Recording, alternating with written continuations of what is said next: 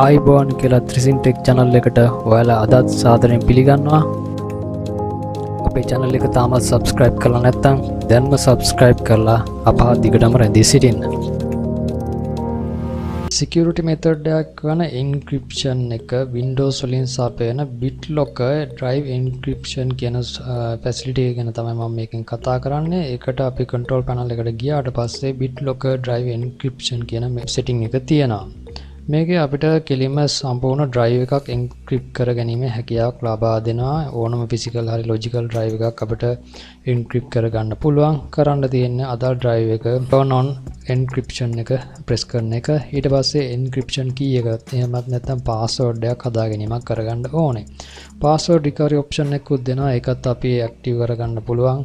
මොන විදිහටද password recovery method එක කරන්නේ කියලා. ඊට පස්සේ අපිට option දෙකක් දෙනවා. ස්පේස් එකද නැත්නම් entire drive එකද encrypt කරන්න කියලා. ඒ දෙකෙන් කැමති එකක් තෝරගන්න පුළුවන්.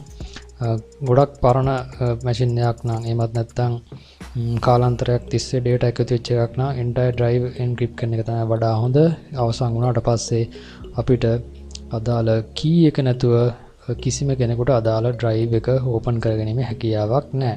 encrypt කරන එකෙන් කරන්නේ අදාළ drive එකේ තියෙන data සියල්ලම encode කරලා password එකකින් protect කරන එක. මොකද මේ password එකෙමත් නැත්නම් encryption key එක නැති කෙනාට මේ drive එකක් access කිරීමේ තහනමක් යොදනවා. ඉතින් ඒ අනිවාර්යයෙන්ම ඒ encryption key එක නැති කෙනෙක්ට ඒ drive එකක් access කරගන්න බෑ. ඒක තමයි මේ encryption එකේ තියෙන security method එක.